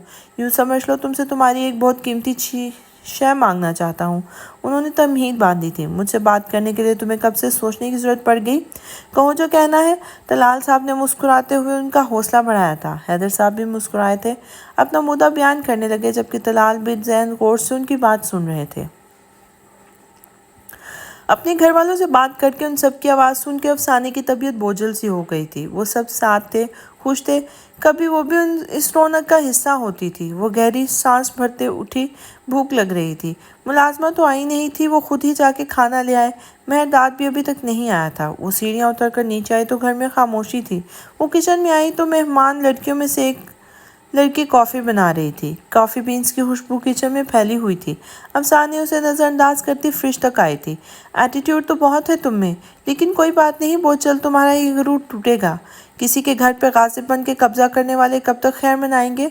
कड़वे लहजे में अफसाने को सुनाया गया था। वो सुनी अनसुनी करती माइक्रोवेव की तरफ आई, खाना गर्म किया और वहीं कुर्सी घसीट कर बैठे तसल्ली से बैठ के खाना खाने लगी। औकात तुम्हारी किसी मुलाजमा जितनी भी नहीं है और नखरा आसमान से बातें करता है। साफ पता चल रहा है किसी लोअर क्लास फैमिली से ताल्लुक़ है तुम्हारा। माँ बाप ने तमीज़ नहीं सिखाई। कोई एक मिनट, तुम अमेरिका से हो ना? मैंने सुना है वहाँ पर तो पता नहीं पता ही नहीं होता कि किसका बाप कौन है। फिर तो तुम्हें भी नहीं पता होगा अपने बाप का। इस बार हमला ज़ाती नौयत का था। अफसाने ने लब भींच लिए थे। दिल तो किया सामने रखी प्लेट उठा के उस लड़की के सर पे मार दे। फिर गुस्सा जब्त करती वो उठी और एक ग्लास में पानी डाल के पिया। फ्रूट बास्केट से एक सेब उठाया। बोलती रहो। सेब का एक बड़ा सा बाइट लेते तसल्ली से उसे आग लगाकर वो किचन से बाहर निकल आई थी। तेज तेज कदमों से सीधा कमरे में आके सांस लिया था। डर था कहीं दुनिया की तरह उस पर अटैक ही ना कर दे वो लड़की। लेकिन बचत हो गई थी। वो उस लड़की के सामने लापरवाह बनकर आ तो गई थी, लेकिन अब दिल की हालत अजीब हो रही थी। हर चीज़ पे गुस्सा आ रहा था। वो क्यों थी यहाँ? वो क्यों इन सब की बातें सुन रही थी? उसे महरदाद से ज़्यादा गुस्सा खुद पे आ रहा था। वो क्यों इस शख्स के सामने बेबस हो जाती है? वो जब से यहाँ आई थी उसने एक बार भी महरदाद को छोड़ने के बारे में सोचा नहीं। क्यों? उसका दिमाग झुंझला रहा था। एक हाथ से फ़ोन कान से लगाए, दूसरे हाथ से कोट कंधे पर लटकाए वो खुशगवार मूड में कमरे में दाखिल हुआ। घर में खामोशी थी और मुलाजमा से पूछा था उसने कोई हंगामा नहीं हुआ था। तभी वो पुरसुकून था। अब समझ आ गई ना तुम्हें? चलो फिर कल मिलते हैं। फ़ोन रखो। उसने कॉल बंद करके फ़ोन मेज़ पे रखा और कोट हैंग करके अलमारी की तरफ बढ़ गया था। साथ ही सीटी पे कोई धुन भी बजा रहा था। अफसाने टेरेस से कमरे में आई। उसे गुनगुनाने और कमरे में फिरते देखकर माथे पे बल पड़े थे। कहाँ थी तुम? पता भी है घर आते ही मुझे तुम्हें देखना होता है। अल्फाज के बरक्स लहजा साफ चिढ़ाता हुआ था। और तुम भी जानते हो ना मुझे तुम्हारी शक्ल देखना पसंद नहीं है। फिर हर वक्त ढीठ बन के सामने आ जाते हो। वो बेजारी से बोली थी। वो इस वक्त जिस स्टेट ऑफ माइंड में थी उसकी सारी खुश मिजाजी ख़त्म हो गई थी। अब शरीफ इंसान कामकाज से थका हारा घर ही आएगा, लेकिन ये बात तुम्हारी छोटी सी अक्ल में कहाँ आ सकती है? कपड़े लेकर ड्रेसिंग रूम की तरफ जाते वो उसे चिढ़ाना नहीं भूला था। शरीफ आदमी। झूठ बोलते हुए उसकी ज़ुबान भी नहीं जलती। वो कलस कर बुड़बुड़ाई थी। साथ ही हाथ मारकर लेबल लैंप ऑन किया था। क्यों बेजान चीज़ों पे गुस्सा निकाल रही हूँ? मैं हूँ ना, मुझे बताओ जो भी प्रॉब्लम है अभी हल निकालते हैं। चेंज करके वो आईने के सामने खड़ा बॉल बनाते हुए सुलझे अंदाज में बोल रहा था। उसने आंखें सुकेड़ कर उसका अंदाज मुलाहिजा किया था। उसके बदले बदले अंदाज और त्वार वो नोटिस कर रही थी। जैसे तुम्हें पता है ना, तुम हो मेरी प्रॉब्लम। गलत मैं प्रॉब्लम था, अब तो मैं बदल गया हूँ काफ़ी हद तक। तुम ज़रा गौर से देखो तो सही। वो चलते हुए उसके सामने आके रुका था। खाना खाया तुमने? उन लोगों ने कोई बात तो नहीं की? सॉरी मैं लेट हो गया। अब वो पुरशौक निगाहों से उसका तपा हुआ चेहरा देख रहा था। जाहिर है दुश्मनों से मुकाबले के लिए मुझे एनर्जी चाहिए और मैं ख़ुद को किसी भी फजूल से वजह से भूखा नहीं रख सकती। उन्होंने मुझे कुछ कहा भी तो मैं कौन सा चुप करके सुनने वालों में से हूँ। उसकी मुस्तकिल नज़रों से जिच हो रही थी। मैं ये फ़र्ज़ करता हूँ कि वो दुश्मन तुमने मुझे नहीं कहा है ना? वो 2 कदम मज़ीद उसकी तरफ बढ़ा था। इरादा बस उसे थोड़ा सा तंग करने का था। तस्दीक कर लो, मैंने दुश्मन तुम्हें ही बोला है। अफसाने ने उसके और अपने माबैन फासले को नज़रों से नापा 2 कदम पीछे खिसकी थी। शोहर को दुश्मन कह रही हो? फरिश्ते कुछ अच्छा नहीं लिख रहे होंगे तुम्हारे बारे में। उसे पीछे खिसकते देखकर वो मुस्कुराहट दबाते हुए बोला था। देखो तुम अपने काम से काम रखो। खिलाफ आदत कोई जवाबी हमला किए बगैर उसने साइड से निकलना चाहा था, लेकिन वो उसकी कलाई थाम चुका था। अपने काम से काम ही रख रहा हूँ। अब तुमसे बात करने थोड़ी देखने के अलावा अब तुमसे बात करने तुम्हें देखने के अलावा और क्या ज़रूरी हो सकता है? वो नर्म आवाज़ में बोलता उसे कन्फ्यूज़ कर रहा था। वो आदी नहीं थी इस लहजे की। जब तक वो दुश्मन था ठीक था। उसकी ये मेहरबानियाँ अफसाने के लिए बहुत मुश्किल साबित हो रही थी। हाथ छोड़ो मेरा और ये अपनी 3rd क्लास फ्लर्टिंग स्किल्स मुझ पर मत आजमाओ। उसके माथे पर पसीना आ रहा था। ये शर्म नहीं थी। उसका दिल उस वक्त बहुत अजीब हो रहा था। वो आखिर यहाँ क्यों थी? वो अपनों से दूर इस अनजान जगह पे अपना वक्त ज़ाया कर चुकी थी। क्यों? मेरी आंखों में डूब कर देखो, ये फ्लर्टिंग नहीं है माय डियर वाइफ। उसने 2 कदम बढ़ा के फासला मजीद कम किया था। जगह जगह करती खूबसूरत आंखें अफसाने पे जमी हुई थी। वो सुन पड़ जाती थी। दिलो दिमाग में शोर भरता जा रहा था। दांत की गिरफ्त में मौजूद अपने हाथ को देखकर उसे की एक लहर उठी थी उसके अंदर। नफरत है मुझे तुम्हारी आंखों से। इनमें डूबने का मतलब है कीचड़ में गिर जाना। वो एकदम इतनी नफरत से बोली थी कि वो साकित रह गया था। अफसाने, उसने आवाज़ उसका नाम लिया था, लेकिन वो मुतवज्जो कहाँ थी? वो तो अपने दिलो दिमाग में छिड़ी जंग से नबज़ आज़मा थी। मेरे करीब मत आया करो, दूर रुका करो मुझसे। بلکہ تم چلے کیوں نہیں جاتے میری زندگی سے؟ میری جان چھوڑ دو پلیز، مجھے نہیں رہنا یہاں، مجھے جانا ہے۔ میں کیوں تمہارے لیے اپنی زندگی تباہ کر رہی ہوں؟ آج میری بہن کا برتھ ڈے ہے اور میں وہاں ہونے کے بجائے تمہارے ساتھ اسٹوپڈ سی شادیاں اٹینڈ کرتے پھر رہی ہوں۔ مجھے خود سے بھی نفرت ہو رہی ہے۔ دیکھو تم نے کیا کر دیا میرے ساتھ۔ دیکھو مہرداد، میں خود سے بھی نفرت کرنے لگی ہوں۔ کیا مل گیا تمہیں یہ سب کر کے؟ وہ بنا سوچے سمجھے جو دل میں آئے بولتے اتنی دیر کی فرسٹریشن نکال رہی تھی۔ تم کیا چاہتے ہو؟ میں یہاں پر گھٹ گھٹ کے مر جاؤں؟ تم چاہتے ہو کیا مجھ سے؟ جہنم بنا دی ہے میری زندگی، چلے کیوں نہیں جاتے تم؟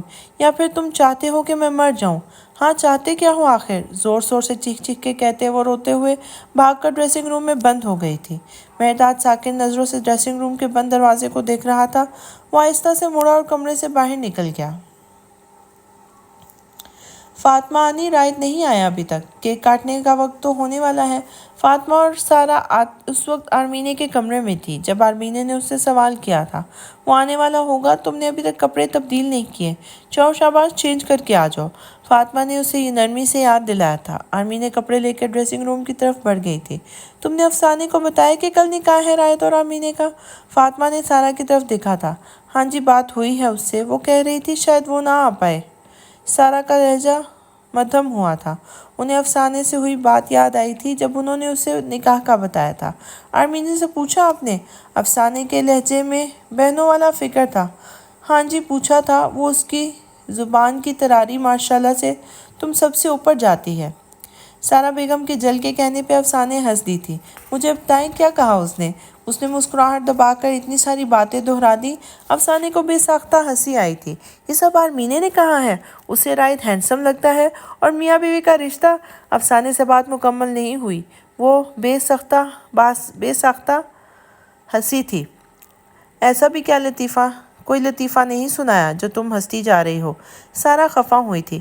ماما یار وہ بہت بڑا ڈرامہ ہے، آپ کو نہیں پتا اس کا۔ میں بتاتی ہوں۔ میں جب آ رہی تھی تو پتا ہے اس نے مجھ سے کیا کہا تھا؟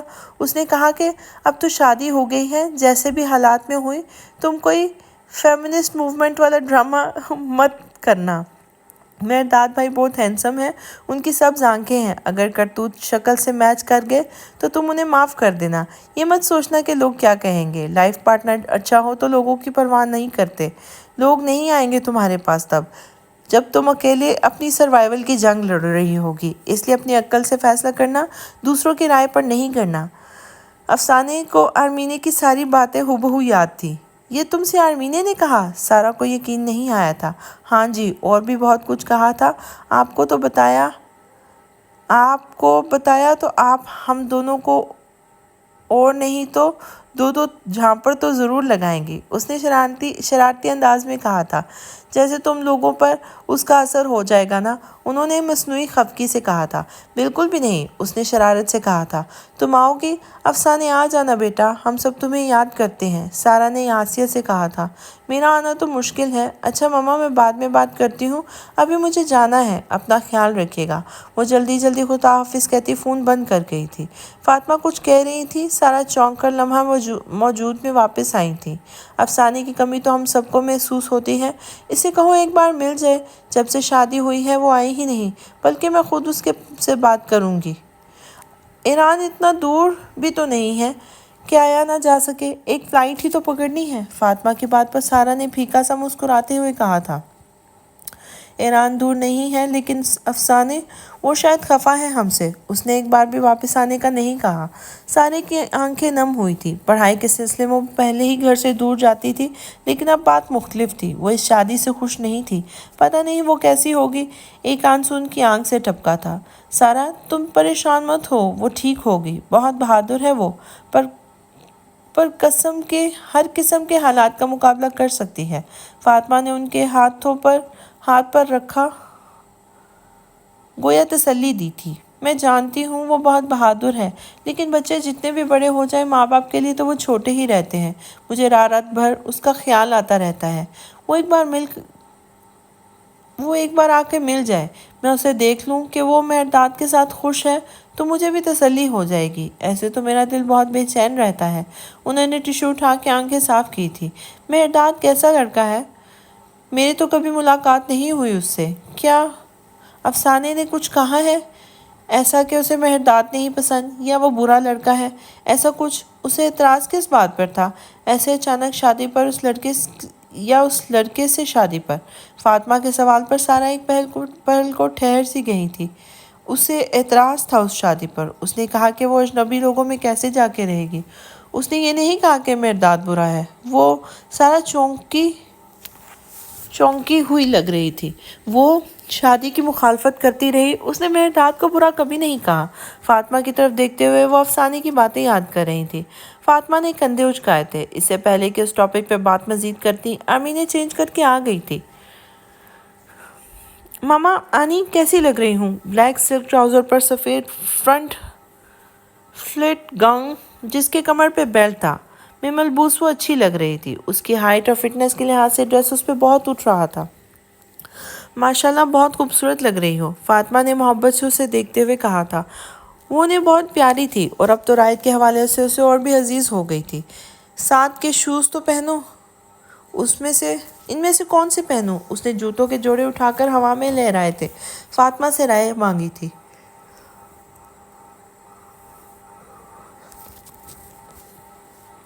ایک ہاتھ میں سٹرپس والے لانگ بوٹس تھے اور دوسرے ہاتھ میں بلاک ہیل والے کوٹ شوز۔ باہر تو نہیں جانا، گھر پہ ہے فنکشن، تو کوٹ شوز ہی اچھے لگیں گے، فاطمہ نے رائے دی تھی۔ Okay done. آرمینہ نے جھک کر جوتے پہنے تھے۔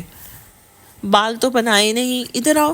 سارا کے کہنے پر آرمینہ جولری باکس پہ سے ہیئر پن ڈھونڈ رہی تھی جب سارا نے اس کے سلکی بالوں میں 2 برش مارنے کے بعد سامنے سے بالوں کو 2 بل دے کے سائڈ پر پن لگا دی، باقی بال کھرے رہنے دیے تھے۔ آرمینہ نے خود کو دیکھا، سر گھما کر بالوں میں لگی پن کو دیکھا۔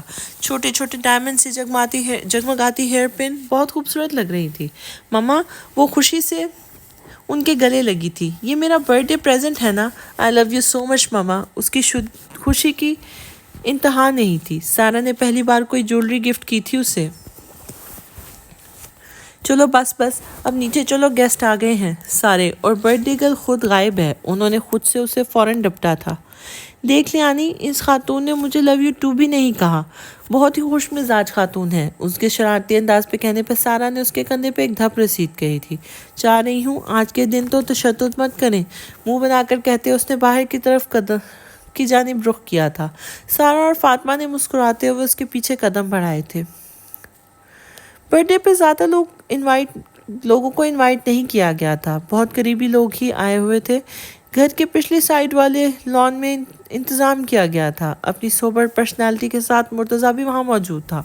وہ اس وقت حیدر زمان کے ساتھ گفتگو میں مصروف تھا۔ باتیں وہیں انٹرنیشنل پالیٹکس، پاکستان کی خارجہ پالیسی، سارا کو سیاست کی باتیں بیزار کر رہی تھی، تو وہ ان کو باتیں کرتا چھوڑ کر فاطمہ کے پاس آ گئی تھی، جو کہ مسز فاروق سے باتوں میں مصروف تھی۔ افسانے لان میں آئی تو اپنے دوستوں کے گروپ کو ہاتھ ہلاتے ان کی طرف رخ کیا تھا۔ جب اس کا پاؤں ہلکا سا سلپ ہوا، وہ تھوڑا سا لڑکڑائی تھی۔ گردن جھکا کے دیکھا تو پاؤں جوتے میں مڑ گیا تھا، ایسے کہ سٹریپ اس کی ایڑی میں لپٹا ہوا تھا اور جوتا ایک سائیڈ کو ہوا تھا۔ اس نے شاید سٹریپ ٹھیک سے بند نہیں کیا تھا۔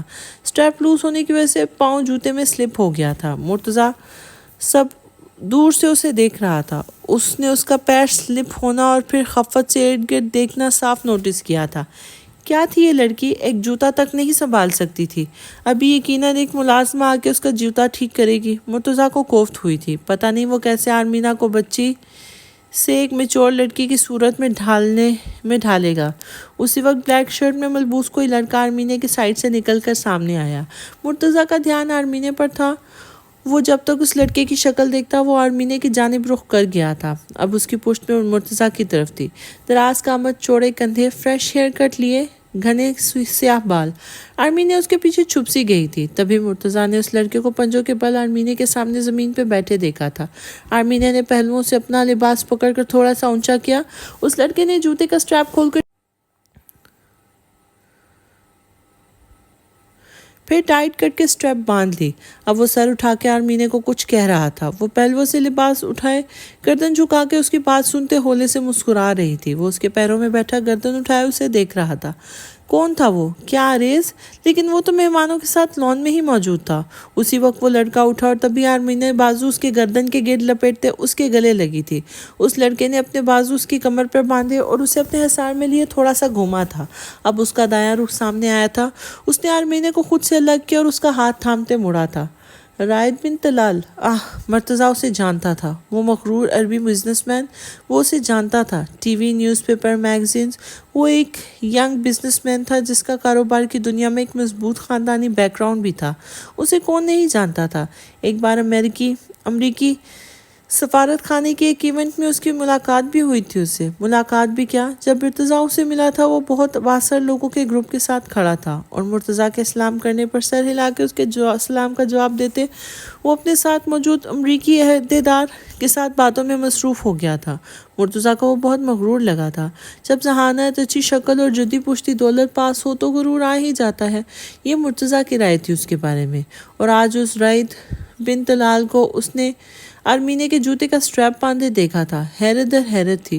وہ ایک پبلک پرسنالٹی تھا اور پبلک پرسنالٹیز کا سارا ریکارڈ پاپارازی اس نے اکٹھا کیا ہوتا تھا۔ لف افیئرز یا لڑکیوں کے ساتھ دوستیوں میں اس کا ریکارڈ صاف تھا، کوئی قابل گرفت بات اس کے ریکارڈ میں نہیں تھی۔ مرتضیٰ نے غور سے آرمینہ کو دوبارہ دیکھا تھا۔ وہ رائد بن طلال کے ساتھ کے لیے خاص تھی، یہ تو پتہ چل رہا تھا، لیکن یہ سوال تھا کہ کس حوالے سے، کیا لگتی تھی وہ اس کی۔ رائد اور آرمینے دونوں اکٹھے چلتے ہوئے آئے تو فاطمہ نے بے ساختہ ماشاءاللہ پڑھا تھا۔ تالیوں کی گونج میں آرمینے نے کیک کاٹا تھا۔ آہستہ آہستہ مہمان جانا شروع ہوئے تو مرتضیٰ حیدر اور سارا کی طرف بڑھا تھا، ان سے مل کر جانے کی اجازت مانگی تھی۔ ابھی وہ ان سے باتیں کر رہا تھا جب آرمینے بھی وہیں چلی آئی تھی۔ ڈیڈ آریس بھائی کو دیکھیں، وہ کہہ رہے ہیں کہ کوئی برتھ ڈے گفٹ نہیں ملے گا، گفٹ چاہیے تو ان کو کافی بنا کر پلاؤں۔ اب کیا میں اپنی برتھ ڈے پر خود کافی بناؤں؟ منہ بسوڑتے وہ بھائی کی شکایت لے کے آئی تھی۔ مرتضیٰ دلچسپی سے اس کے چہرے کے اتار چڑھاؤ دیکھ رہا تھا۔ وہ کافی کیوٹ تھی اور اس طرح منہ بسوڑ کے بولتے وہ کیوٹ لگ رہی تھی۔ ہاں تو بنا دو، تم نے کون سا مہندی لگائی ہوئی ہے جو کافی بنانے سے خراب ہو جائے گی؟ سارا نے جانگ بوجھ کر اسے تنگ کیا تھا۔ ماما، آپ تو آریس بھائی کے سامنے کوئی بھی نظر نہیں آتا، کتنی ظالم ماں ہیں آپ۔ ڈیڈ دیکھیں انہیں۔ اب حیدر مصنوعی طور پر سارا اسے خفا ہوتے آرمینے کی سائیڈ لے رہے تھے۔ مرتضیٰ دلچسپی سے ان کی نوک جھوک دیکھ رہے تھے۔ جب آرمین تمہیں درخشے بلا رہی ہے، اس کی بات سنو جا کر۔ سارا آنی، حیدر انکل، مام ڈیڈ کب سے آپ کی راہ دیکھ رہے ہیں، تھوڑا سا ان سے بھی پوچھ لیں کہ کیا کہنا چاہتے ہیں وہ۔ شرارتی انداز میں باری باری ان تک متعلقہ لوگوں کا پیغام پہنچ جایا۔ ان کے جانے کے بعد مرتضیٰ کی طرف مڑا۔ مسکراہٹ غائب تھی۔ برتھ ڈے ختم ہو گئی ہے، اس سے پہلے کہ میں تمہارا منہ توڑ دوں تم یہاں سے چلتے پھرتے نظر آؤ۔ جاؤ شاباش، سرد لہجے میں کہتے اس نے آنکھوں کے اشارے سے اسے وہاں سے جانے کا کہا تھا۔ مسٹر عائد، تم سارانی کے رشتہ دار ہو، تم اگر چاہتے ہو کہ تم زندہ رہو اور رشتہ دار رہو تو آئندہ ارمین کی طرف دیکھنے سے اعتراض برتنا، ورنہ مجھے تمہاری آنکھیں نکلوا کر تمہیں پاکستان پہ کوانے میں کوئی اعتراض نہیں۔ اب دفع ہو جاؤ یہاں سے۔ وہ اپنی بات کہہ کے مڑ گیا تھا۔ مرتضیٰ ہکا بکا انداز میں اسے کھڑا جاتا ہوا دیکھتا رہا تھا۔ رائد بن طلال کی دھمکیوں سے واضح طور پر سمجھ آ گئی تھی۔ وہ کوئی بچہ نہیں تھا جو اس عربی کی آنکھوں سے نکلتے شعلے نہ دیکھ لیتا۔ پھر وہ وہاں پر زیادہ دیر نہیں ٹھہرا اور جلدی سے وہاں سے باہر نکل آیا تھا۔ برتھ ڈے پارٹی ختم ہوئی تو لاؤنج میں بیٹھ کر آرمین سب کے لائے گفٹس کھول رہی تھی۔ طلال، حیدر، سارا، فاطمہ، رائد اور درخشے بھی لاؤنج میں ہی موجود تھے۔ آریز غائب تھا۔ وہ طلال اور فاطمہ سے شرم محسوس کر رہا تھا۔ کیا سوچتے ہوں گے وہ کہ کس طرح ان کی بیٹی پر نظریں جمائے بیٹھا تھا۔ اتنی بھی کیا دیوانگی طاری ہونا کہ ارد گرد کا ہوش بھی بھول جائے۔ وہ اسے رہ رہ کر شرمندگی ہو رہی تھی۔ بہتر تھا وہ ابھی ان کے سامنے نہ ہی جاتا۔ رائد، تمہارا گفٹ کہاں ہے؟ میرا گفٹ کل دیکھ لینا، نرمی سے کہتے وہ مسکرایا تھا۔ کل پتہ نہیں کب آئے، اور ویسے بھی برتھ ڈے آج ہے، ابھی دے دو ورنہ گفٹ۔ اس نے ایک ہاتھ گال پہ رکھتے آنکھیں پٹ پٹا کے اسے دیکھا تھا۔ اسٹاپ ڈوئنگ دس، گفٹ کل ہی ملے گا۔ رائد نے ہاتھ بڑھا کر اس کی دونوں آنکھیں بند کی تھی۔ آرمینے نے فاطمہ کو اس کی شکایت لگائی۔ اب فاطمہ رائد کو ڈانٹتے ہوئے اسے آرمینے کو تنگ نہ کرنے کا کہہ رہی تھی۔ لاؤنج میں آوازیں گونج رہی تھی۔ رشتے، اپنائیت، محبت، در و دیوار تک سے خوشیاں جھلک رہی تھی۔ فیملی زندہ رہنے کی یہ بنیادی اکائی جس کے ساتھ انسان دنیا کا ہر غم بھول جاتا ہے۔ اسے پتہ ہوتا ہے کہ وہ کوئی نہ ہو تو اس کی فیملی اس کا ساتھ دے گی۔ وہ لوگ خوش قسمت تھے جو اپنوں کے ساتھ نرم گرم محبتوں کے سائے میں تھے۔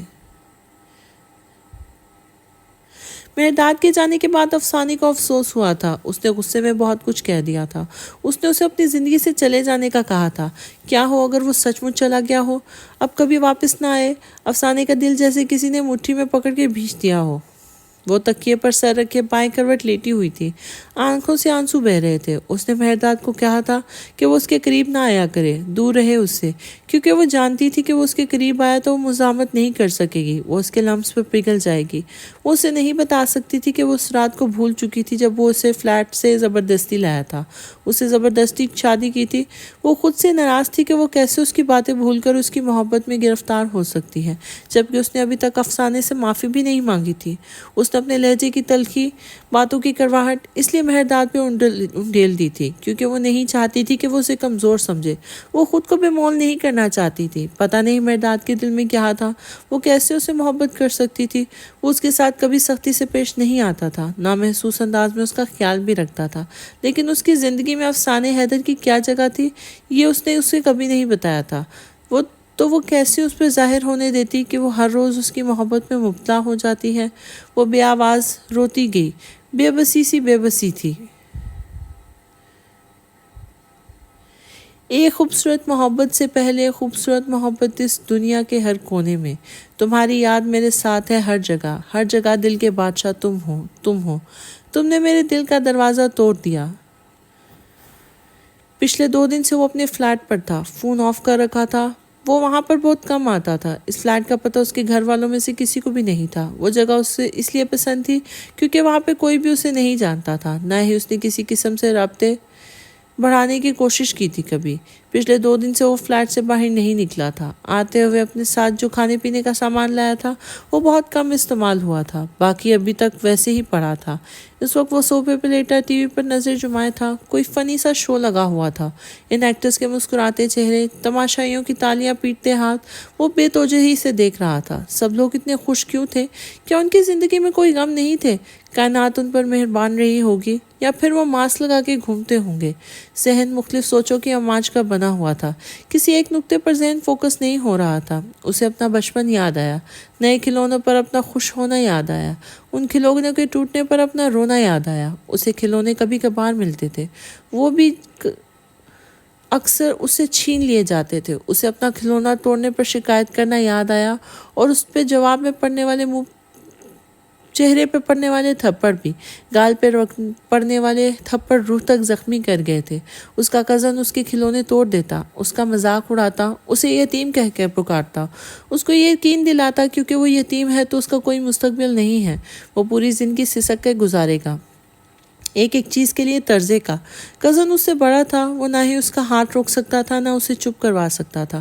وہ پیٹتا بھی رہتا اور روتا بھی رہتا، مار سے زیادہ ان باتوں کی تکلیف ہوتی تھی اسے۔ وہ چھوٹا سا بچہ اپنی عمر سے زیادہ بڑھ کر برداشت کرنا سیکھ گیا تھا۔ اسے ہر قدم پر احساس دلایا جاتا کہ وہ گندا خون تھا، اس کے خاندان کے قابل نہیں تھا۔ وہ اپنی بڑی بڑی آنکھوں میں آنسو بھرے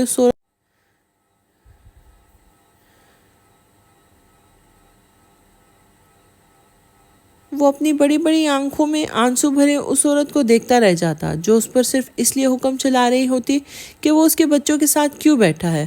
وہ شمسا خاتون اس کے منہ پہ تھپڑ مارتی، اس کی اتنی جرأت کیسے ہوئی؟ وہ آتے تھے اور اسے بتا بھی نہیں پاتا تھا کہ وہ نہیں جاتا ان کے پاس۔ وہ خود اسے ساتھ کھلانے کا لالچ دے کے اسے مارتے اور شکایت بھی اسی کی جا کر لگاتے تھے۔ اسے وہ عالیشان محل یاد آیا جہاں پر گھٹنے پیٹ سے جوڑ کر بھوک برداشت کرتے اس کی کئی راتیں گزری تھی۔ اسے صوفیہ خاتون کی مکاریاں یاد آئیں جب وہ سزا کا نام لگا کر اس کا کھانا بند کر دیتی تھی۔ اسے وہ زیادہ پرانی باتیں نہیں لگتی تھی جب اس نے جائیداد میں اپنی ماں کا حصہ مانگا تھا تاکہ وہ بزنس کر سکے، اپنے پاؤں پہ کھڑا ہو سکے۔ اس بات پر اسے گندا خون ہونے کے تانے مارے گئے تھے۔ اس کی ماں نے پسند کی شادی کی تھی، سب کی مخالفت کے باوجود عارفین ہاشم کی محبت میں گرفتار ہو گئی تھی۔ اس کی ماں افسوں رضا بہت خوبصورت تھی، سبز آنکھیں، مغرور ناک، ترشے ہوئے ہونٹ، مہرداد کے نقوش میں اپنی ماں کی شباہت تھی۔ وہ قد و قامت میں بھی اپنے باپ عارفین ہاشم پر گیا تھا، لیکن اس کی ماں باپ بہت تھوڑی سی عمر لکھوا کے لائے تھے۔ اگر وہ ہوتے تو کیا شہزادوں کی آن بان رکھنے والے مہرداد پر زندگیاں تلخ ہوتی؟ کبھی نہیں۔ وہ ڈھیٹ نہیں تھا، ہوتا تو سب کچھ زندگی کا حصہ سمجھ کر صبر کر لیتا، لیکن ایسا نہیں تھا۔ اسے ہر بات محسوس ہوتی تھی، وہ گھنٹوں سوچتا رہتا۔ وہ آج جو بھی تھا اس کی جگہ پر اپنی محنت اور خدا کی مہربانی سے تھا، لیکن اگر وقت گزر جائے تو کیا پرانے زخم بھول جاتے ہیں؟ زخم بھی وہ جو جسم سے زیادہ روح پہ لگے ہوں۔ اسے ان تماچوں میں سے آج بھی گال جلتے ہوئے محسوس ہوتے تھے۔ وہ نارمل نظر آتا تھا، لیکن آج بھی وہ نئے زخم لگنے پر پرانے زخموں کو رونے بیٹھ جاتا تھا۔ ہاں وہ روتا تھا، وہ مضبوط نظر آنے والا مرد روتا تھا، اس چھوٹے بچے کی طرح جو منہ پر تھپڑ کھا کر بڑی بڑی سبز آنکھوں میں آنسو بھر لاتا تھا۔ اسے اپنے ماں باپ یاد آتے تھے جن کو اس نے صرف تصویروں میں دیکھا تھا۔ اسے معلوم نہیں تھا کہ ماں باپ کا پیار اور تحفظ کیا ہوتا ہے۔ ماں باپ کو مرنا نہیں چاہیے، ان کو نہیں مرنا چاہیے، ان کے بغیر کوئی پیار کرنے والا نہیں ہوتا، گلے لگا کر حوصلہ دینے والا نہیں ہوتا، غلطی پر ڈانٹنے کے بعد یہ فکر کرنے والا کوئی نہیں ہوتا کہ اس کا بچہ بھوکا نہ سو جائے، زمانے کے سرد گرم سے بچانے والا کوئی نہیں ہوتا۔ جن بچوں کے ماں باپ نہیں ہوتے ان کے لیے کوئی شیلڈ نہیں بنتا، انہیں خود کو خود بچانا پڑتا ہے۔ رونا بھی آئے تو اپنے آنسو خود پونچھنے پڑتے ہیں، ڈر لگے تو خود کو ہی خود میں سمیٹنا پڑتا ہے۔ ماں کی آغوش میسر نہیں ہوتی جہاں پر اپنا آپ محفوظ لگے۔